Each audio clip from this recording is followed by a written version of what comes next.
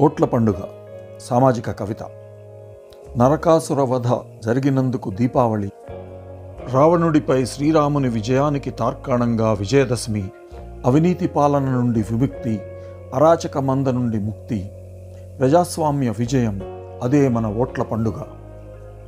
కట్టేసి కొట్టడాలు, చంపేసి తిట్టడాలు, తరిమేసి గెలవడాలు ఇకపై ఉండవు.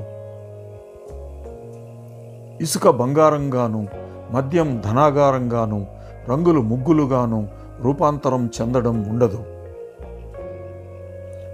పరదూషణ మంత్రం, నీచపద నిఘంటువులు, అతినీచ ప్రవర్తన ఇకపై కనిపించవు.